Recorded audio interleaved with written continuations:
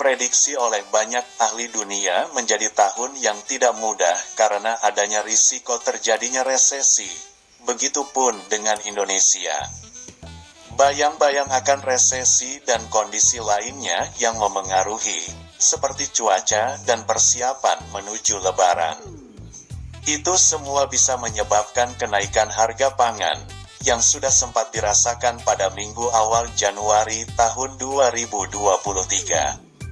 Meski tidak terjadi secara signifikan, namun jika kenaikan harga pangan terus berlangsung, kondisi ini dapat memengaruhi banyak sektor, termasuk status gizi anak Indonesia. Di sisi lain, pemerintah tengah mengupayakan penurunan stunting pada anak Indonesia. Sebagai orang tua, diperlukan pemahaman lebih jauh mengenai stunting dan bagaimana sebenarnya cara yang mudah dilakukan untuk memenuhi gizi anak di tengah adanya kemungkinan kenaikan harga pangan.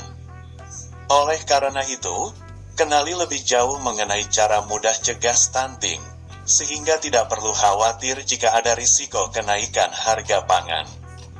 Karena gizi anak tetap dapat terpenuhi dan mencegah stunting. Berikut ini ulasannya. Berdasarkan pengertian dari WHO, stunting adalah balita yang berperawakan pendek dengan tinggi badan di bawah tinggi usia seharusnya dan disebabkan oleh kekurangan gizi kronik. Tidak semua balita pendek itu stunting, karena yang namanya stunting itu adalah pendek yang disebabkan kekurangan gizi kronik. Ada yang pendek tapi normal.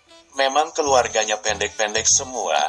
Ada juga yang waktu kecil dia kecil aja tapi begitu remaja dia kejar pertumbuhannya, namanya constitutional growth delay. Bisa juga disebabkan karena kelainan genetik.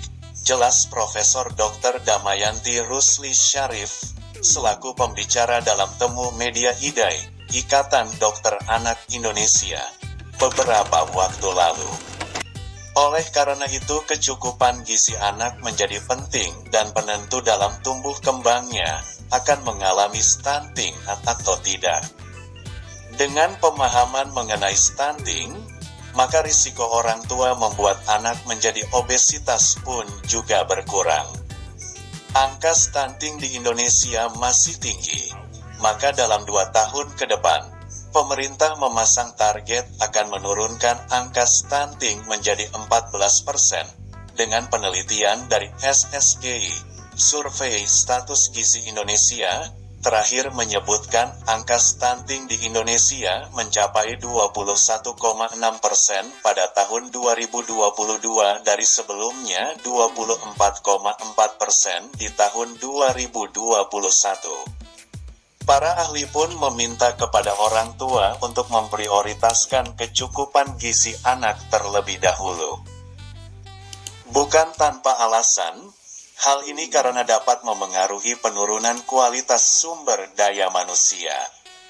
Penurunan kualitas hidup anak dapat terjadi secara signifikan saat anak dinyatakan stunting.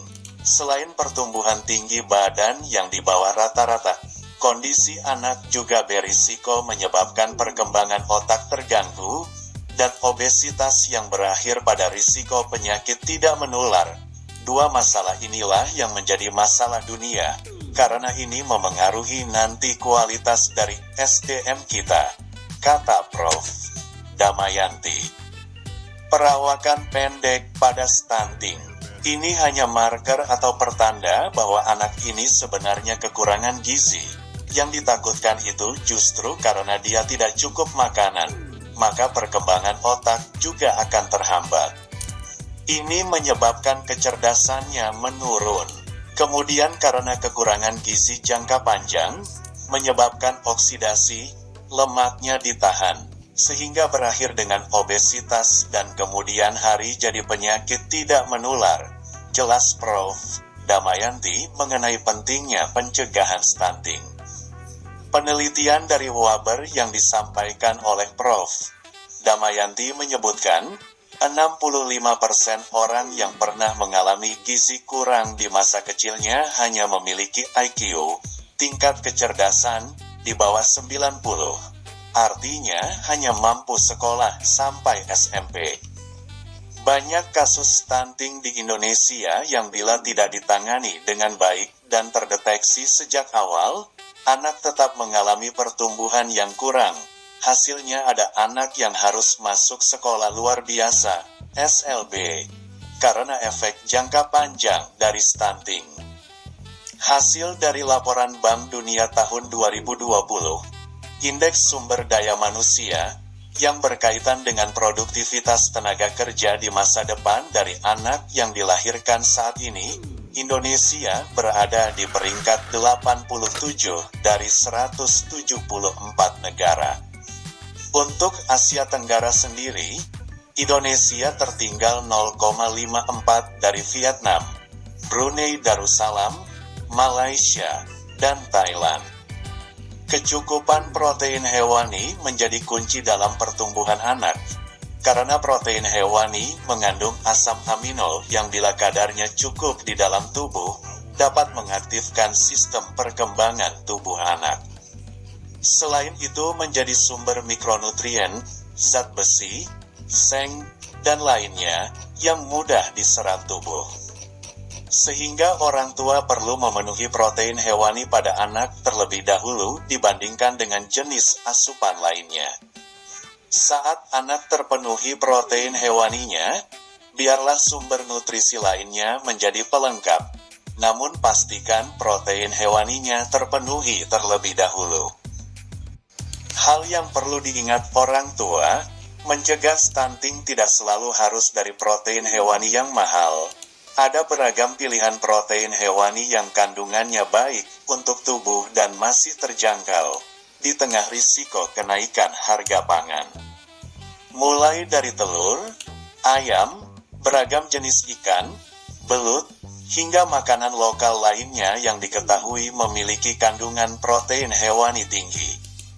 Seperti memberikan telur setiap hari dan susu pun bisa dilakukan sebagai langkah pencegahan. Dengan uang 150 sampai 250 ribu saja, anak dalam 2 minggu sudah kembali lagi. Yang tadi asalnya dia udah mulai turun, kembali dalam seminggu sudah bagus. Gak jadi stunting hanya dengan uang 150 ribu per anak. Artinya apa? Bisa murah ya?